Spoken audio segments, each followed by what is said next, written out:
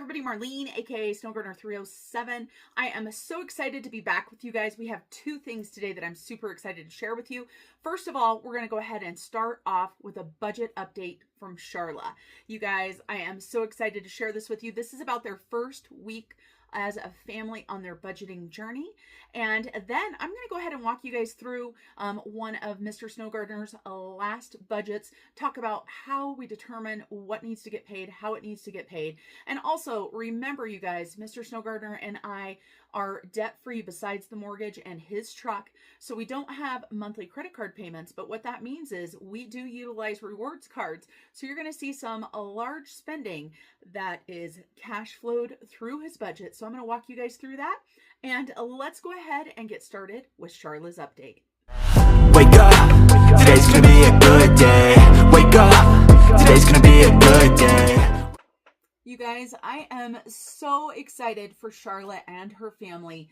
She wrote me an email to update me how their first week in their budget went. She also sent me an image of the paycheck to paycheck budget sheet, what we had budgeted, what they actually spent. So we're going to take the time to go through this. But first of all, I want to read to you guys a few things from the email, because when I read this, my heart, it almost brought me to tears, honestly. And it's just because we've got a family coming together in a time that is tough. And we've got Sharla being honest with her almost adult son, right? And so this is her older son that specifically is talked about in this email. And I think what they did the first week is just absolutely amazing. So I have got her email right here, and it is in front of me here, you guys, because my computer is here. So we're going to go through her paycheck to paycheck. I'm going to go ahead and turn you guys around. We're going to walk through it. But first, I do want to share these couple things from the email. So she had made a mistake on a due date for a payment. So she'd already paid something. So that was a good thing. She also canceled the pest control and she canceled yard service. So 2 more wins, right? Making it that much easier to get their bills paid for right now. And then hopefully next summer, if that's something that they want to do, it can be something they can put back into their budget. And so on here, she said, I had my oldest son watch the video. He was shocked and proud that I took the step to ask for help. That right there, you guys, do you see this? It gets me teared up. I mean, we want our kids to be proud of us. We are still human. We still make mistakes. We try the hardest, and we try to teach our children what is right, what is wrong. We try to teach them how to be the best adults when they get there that we can. And so this right here is a huge step. And she says, he stated he never knew we were struggling that bad. And she put in brackets, she said, he thought we were just trying to be cheap. Right? So unless we tell our children, unless we bring our children into our budgeting journeys, they have no idea. Now, I'm not telling you that you should tell your 5-year-old that, the budget, is so bad and we're struggling. But a 17-year-old is old enough that they can know the reality of being an adult, having bills, having a mortgage, and having problems in our life. Like in Sharla's case, there were some medical problems that put them farther behind. Like they were going along doing okay, and then all of a sudden something happens in life. Like I say, life kicks you in the face, and all of a sudden you're like, okay, what am I going to do? Then she said that he stated he will start mowing the lawn for free. So her son is now going to mow the lawn for them so they don't have to pay for lawn service. So huge kudos to Sharla's son for taking a step up and going, okay, this is something I can do. And then he also made a Facebook post stating that he is a senior and he is out mowing yards for the summertime. And so she said he got his first booking. He completed his first job and made $50. And with that $50, he paid for his own haircut. That is so amazing. So I don't know if he's going to see this video, but if he does, congratulations. Thank you for stepping up to help your mother and your father make ends meet right now while they're on the struggle bus. We all are on the struggle bus. And so now I'm going to go ahead and flip you guys around. We're going to look at her paycheck to paycheck budget. It is a little blurry because, of course, she printed it off. she wrote on it. She took a picture by the time I printed it, but it should be good enough for you guys to see. It's also a little bit more zoomed in. So I'll pull it up on my computer so that you guys, there's a couple things down at the bottom that you guys won't be able to see, but let's go ahead and flip the screen. Here we are with Sharla's actual paycheck to paycheck budget sheet from 7/4/25. So right here, of course, as we start off at the top, we're going to notice that her husband's check was actually a little bit higher than she thought it was going to be, which was $52.76. And her check was lower than she thought it was going to be. So for this shortage right here, Sharla actually had already made some sourdough bread and sold that for an extra $30 to help ends meet. So of course, there was a little bit of cash there, but right here, they actually have another $11.60 than what they budgeted for. And then as we walk through this right here, we see the mortgage obviously is the same. Netflix budgeted for 10, it's $8.11. So they've got an overage there of $1.89. Insurance, over budgeted, right? Actual amount is a little bit lower. And truly, when you're setting your budget, if you can do this, it gives you that little bit of room right there. This is the payment right here that she had thought the due date was the 8th. It's actually the 1st. So she had already paid this, and she said this came in so handy. So right here, we have got an extra $85. So right here, leftover was $100.83. So they thought they saw a putty cat, right? They thought that the budget was going to be $1,053.11 for bills. It was actually $944.17. So they have $781 left with $100.83 extra. Because of the way Charlotte's budget is, I've drawn these arrows in here for her. So we're going to go up here to these right here. So we've got all of our pay it in fours, right? And our credit card payments. So right here, she has paid all of these how she needed to. They were all exactly the same thing. Of course, we need to celebrate our successes right here. We've got Lowe's that is now paid off and Chase number 5 is paid off. So 2 less bills to worry about. And you guys, we had a little bit of a snafu when I set up her budget. So I added this Capital One card right here after I had already set her budget to make the next budget easier. So she did pay that. So instead of having $285 left over, they had $405.59. And then of course this goes down here and we have got the cash right here. And so hubby, 25, son, 20, gas for her, 20. Right here, she told me, she goes, I went over on food.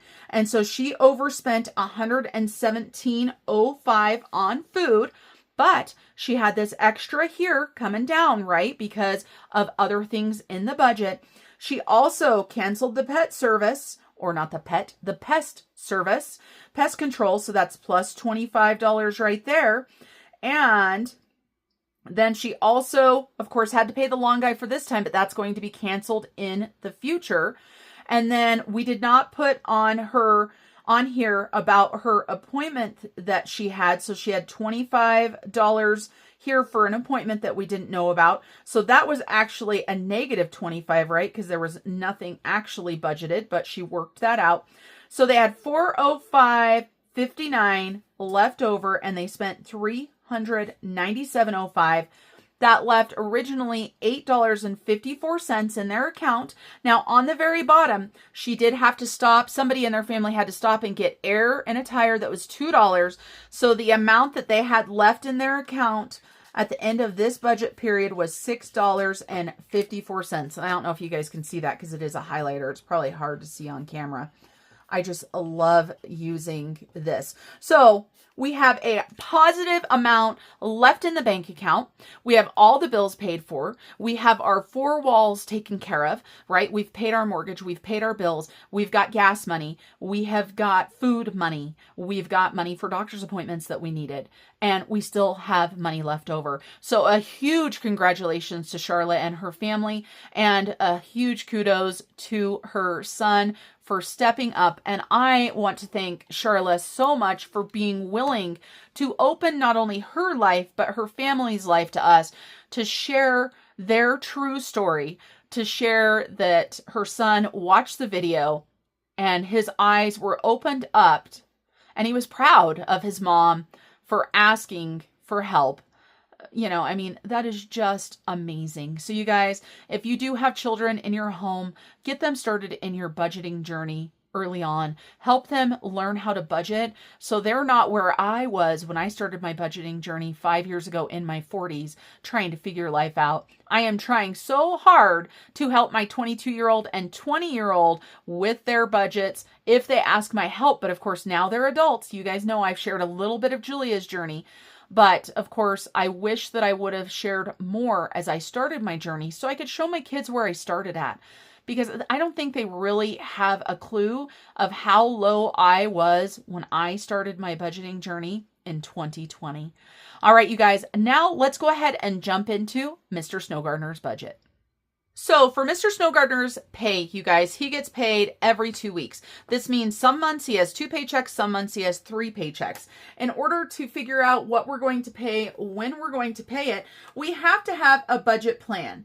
Now, a budget plan can be exact, it can be rough, it can be anything that you want it to be. And you've just got to determine what is going to work for your budget. I'm going to show you this budget plan, you guys. It is not pretty. It is not perfect. You guys know I'm here to keep it real with you guys. And so we have got his budget plan right here, and it is very rough. Like, I didn't even actually finish his budget plan because I don't have the totals down here. I don't have exact amounts put into this. Sometimes a budget plan doesn't need to be exact unless you are pinching pennies and only have enough money to pay every single month. Like with Sharla, right? We're pinching pennies. We've got to know down to the dollar what money is going where, because that's where they're at in their budget. Mr. Snowgardener is now in a different place in his budget where he's got extra money, so he doesn't have to worry about it as much. But I will let you guys know, for the budget that you're going to see, there are some large credit card bills that Mr. Snowgardener is going to pay because we always pay it in full.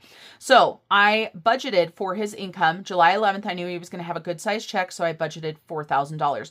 July 25th, when I wrote this up, I didn't know if he was going to have a big check, a small check, anything. So I went with what is a median check for him, which is $300. I pay him $280 towards the mortgage. You're going to see Mr. Snowgardener doesn't have any other household bills, and that's because I pay those. He pays $2,000 towards the mortgage. I pay car insurance. I pay heat. I pay gas. I pay water.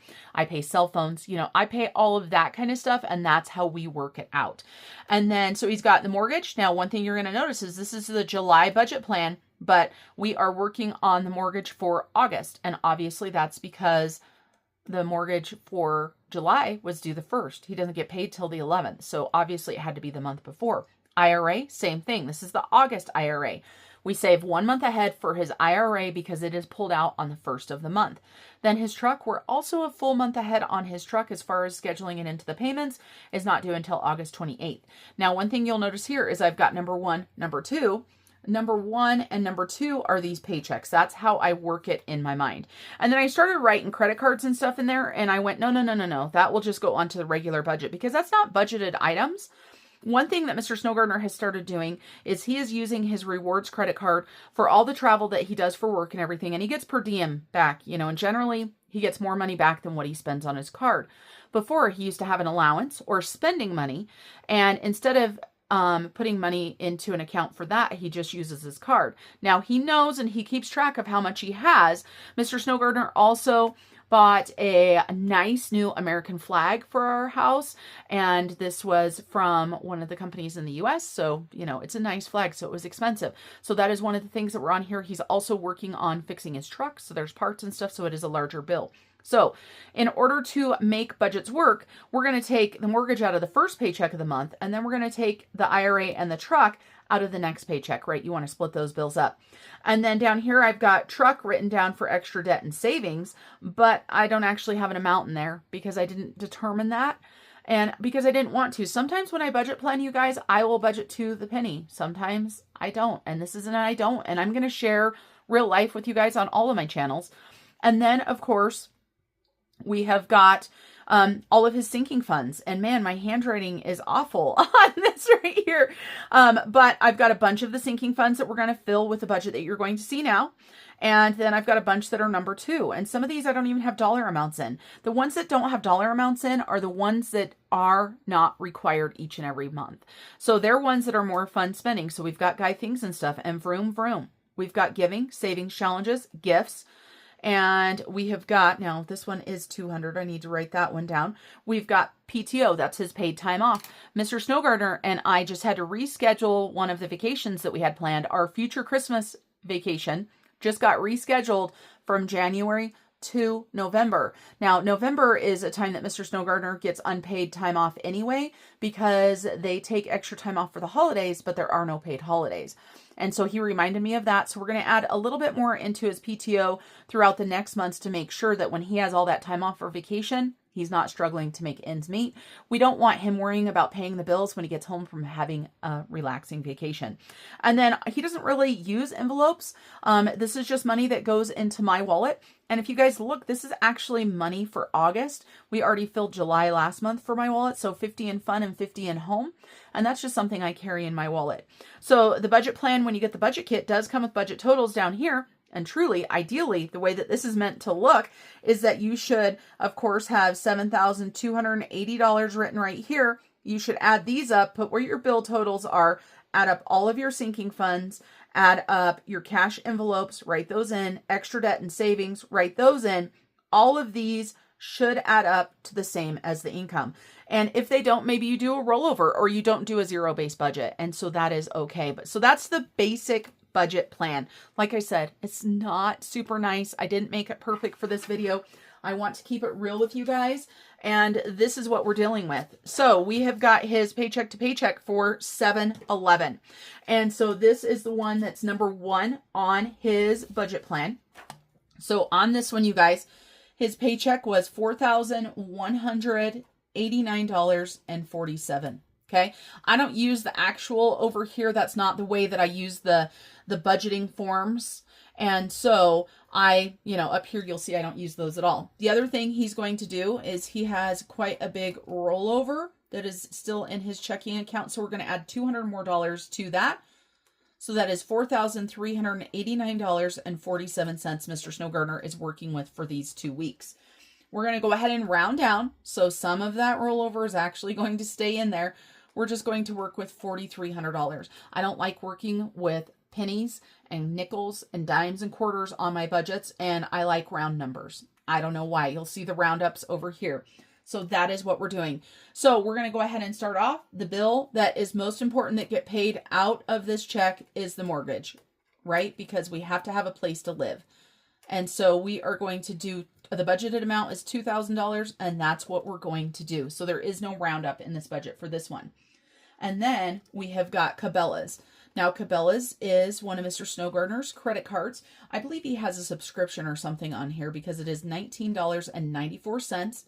We're going to budget for $20 and we're going to round up 6 cents. And then his Capital One Venture card, this is where he went pretty spend happy. And so his total on this card is $995.55. We're going to go ahead and round that up to $1,000, and we're going to have $4.45 go into the roundup towards Australia. One of the things that Mr. Snowgartner have both agreed to do with our budgets, and even though we budget separately, we are a team and we do have goals together. In order to make these goals, we both have to, be similar in what we're willing to do. Whenever we spend money on our cards, we ensure that we pay it off that same month, maybe even that same week. I make multiple credit card payments throughout the month. Now, you guys, that brings up one thing. I don't know if you guys have seen TikToks or Reels about credit cycling. I don't know if you guys have heard of this. There's some people that do credit card cycling. And let me tell you really quick, let's do a little squirrel moment. So credit card cycling, let me grab a sticky note for us right here. Credit card cycling, just in case you want to know what this is, it has nothing to do with Mr. Snowgartner putting $995.55 on his credit card, paying it off the next week, and then putting another $995.55 and paying it off. It has nothing to do with that. What it has to do with is your credit card limit and how much you spend in that month. So let's say that Mr. Snowgartner had a limit of $1,000. Okay. If he spent $995.55 on July 1st, paid it off on July 5th, and then on July 15th, put another $500 on the credit card and paid it off on 7/20, this right here would be credit card cycling. The reason why is he is using more than $1,000 within the month. Now, Mr. Snow Gardener has a large available balance on his Capital One Venture, so he doesn't have to worry about it. We have a large balance on our American Airlines card, which is what I use generally, but it has nothing to do with making multiple payments. And so same example there, if Mr. Snow Gardener has a $10,000 limit and on 7/1 he spends $1,000 and he pays it off on 7/5, and then on 7/7 he spends another $500 and he pays it off on 7/10, and then on 7/15 he spends $5,000, and on 7/25 he pays it off. This is not credit card cycling because he never goes over what his available credit is. So just to give you guys a little heads up on that, if you are able to use credit cards and you want to, amazing. If you cannot pay your credit cards off and get out of that credit card cycle, I recommend you go to cash. When we started this journey, we didn't use our credit cards at all because we were both a hot mess. So I used cash. I went to the grocery store. I had whatever amount I had. I can't remember back then. I think I had $200 a week. I went into the store with $200 cash. I had no credit card with me. I had no debit card. I didn't carry any of that stuff with me because I was tempted to buy things I didn't need if I had it.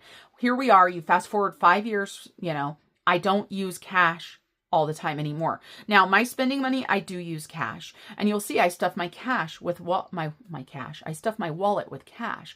But that is not the cash that I necessarily spend. Because, like, for example, gas. I put $200 in my wallet for gas. I don't want to go inside and pay cash for gas. So I go to the pump, I put my card in, I fill my gas up, and it is $40. I take $40 from one divider in my wallet from the car divider, and I move it all the way back to the bank divider, and I put that money in there. I know that that money needs to get deposited into the bank, and that money was put on my credit card. That is the way that I do that. All right, so sorry, you guys, a little squirrel moment right there. And then we have got more credit cards. Now, this one is definitely a subscription. So this is PayPal, $1.99. We're going to go ahead and round that up right there. And that is $301. Is that $301? Yeah, $301. And then last but not least, we have the American Airlines credit card. Mr. Snow Gardener is paying $300 towards that. And the reason for this is our yearly fee for our American Airlines credit card was due. That's $200 a year. It does have a large fee, you guys, but with the way that we travel and what we do, we earn well past that $200 in the yearly fee because every time that we fly, we get free alcohol, which may not matter to some of you guys, but free alcohol. We also get $25 a flight to purchase items such as snack boxes, things like that. That comes as a credit card statement. We get free checked luggage, 2 bags each, and that's for everybody in our traveling party up to 8. So for us and the way we travel, well worth it. He also bought some other things that were part of his 100% him, and he put it on the AA. Actually, he had me buy it, so I put it on the AA. So no round up there. So we're going to go ahead and grab our calculator, which is one of the things I threw on the floor. So let me pick up the calculator off of the floor. Poor Mr. Casio. I've got Mrs. Casio around here somewhere. I really need to start using her. And so we're going to go ahead and add this up. So for our roundup, it's not going to be a lot this time, but that's okay. We have got $7.52. And then we have got $3,325 going towards bills. So that was a lot, you guys, this time. A lot. Oops. So we're going to do 3,325 minus 752. I hope you guys can see that calculator. I never know if you can. So 331748 was technically what his bills were. And like I said, that is a lot more than normal for Mr. Snow Gardener. But as I said, he's in a different place in his budgeting journey, and he most certainly doesn't have to justify his spending to me. He has met so many of his goals, and there are going to be times when you have, enough money in your budget to spend. And it is okay. Oops, I put that in the wrong spot. We didn't spend total. We had 975 because we're not spending anything in envelopes or digital. So we're going to bring that 975 up here to sinking funds. So when you figure out a budget, the first thing you have to do is you have to look at your bills. You have to figure out what has to be paid, right? You pay all of your bills. And then whatever's left over, you get to figure out how you're going to spend it. So if you've still got to get gas for your car, if you've got to get food for your family, you've got these things, maybe you're still working on your emergency fund. That's your top goal. Well, before you put money in your emergency fund, I'm pretty sure that you need to feed yourself and your family. You need to be able to get around, things like that. So remember that when you are doing your bills. Like I said, for Mr. Snow Gardener, because he pays for the mortgage, I pay for all of the other small bills, plus the food, plus all of that type of stuff. That's how we have it worked out in our budgets. So Mr. Snow Gardener has several sinking funds, as do I. And I'm not sure if Mr. Snow Gardener, if he was actually in charge of keeping track of everything, if he would have things separated out the way I do. But I like having things separated out to make my life easier. I don't want to spend money that's meant for the land tax to pay for Sam's Club, for example. Or I don't want to spend money that was meant to pay for garbage for motorcycle insurance. And that is just the way that my brain works. Now, somebody had asked me previously to do a video on high yield savings accounts. And also they had specifically mentioned buckets and how you use buckets. I don't use Ally, you guys, so I don't use buckets. I use Capital One. I like Capital One. That is who I went with, and that's just kind of who I stuck with. I'm not going to switch my money back and forth for a small percentage. Sometimes one will be higher than the other. There are other banks out there, but I have seen great things about Ally and the buckets that you can use. But like I said, I use Capital One. Now, one thing I do not do is I do not have a savings challenge for each and every single one of these sinking funds that you see here. What I have is a high yield savings account that is Mr. Snow Gardener's sinking funds. Okay. Then I have our sinking funds. Then I have my sinking funds. Then for large bills such as car insurance, it has its own sinking fund. Plus we have things like travel and stuff like that. We have several savings accounts, and that is what's nice with Capital One. I don't know. I think you can have up to 20, 25, something like that, so that you can work your budget out that way. And I really like that. So we've got subscriptions, garbage, land tax, Sam's, home, motorcycle insurance, holiday, and PTO right here. And so I'm only doing one roundup of $5 to go towards Australia because all of these are even, obviously. And this budget is a little bit tighter. You're going to see that there's no savings challenge money in here. The reason for that is Mr. Snow Gardener hasn't been home to fill savings challenges. So he already has several savings challenges or a lot of savings challenge money to use. So $495 is going into sinking funds. We're using $500, so that leaves us with $475.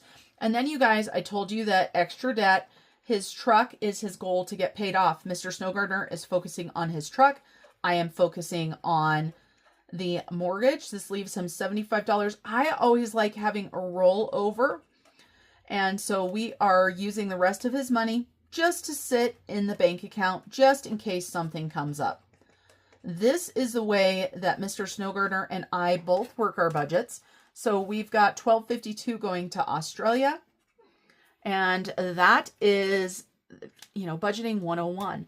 Now, of course, when you look at Mr. Snow Gardener's budget, it looks completely different than Sharla's budget. Different stories, different chapters in the book, right? Yes, we're in completely different books, but we're in different chapters of our story. If we would have compared Sharla's budget to Mr. Snowgardener's budget 5 years ago, they would have been a lot more similar. So that's it for today, you guys. I hope this helped you. And if you wanted to see the cash stuffing and stuff for this budget, it actually already happened because I filmed this a little bit early. This budget went up on Wednesday, so you can go back a couple videos and you can see me cash stuff for this. We're going to talk a little bit more about Mr. Snowgardener's budget, what he has in some of these categories and stuff like that. But that's it for me today, you guys. Thanks for joining me. And until I see you guys next time, remember to keep on smiling. Bye, everybody. Step 1, wake up early, gonna rise with the sun. Step 2, get some good, some food in you. Step 3, think real hard about what you wanna be. Step 4, everybody just do your thing. Wake up, today's gonna be a good day.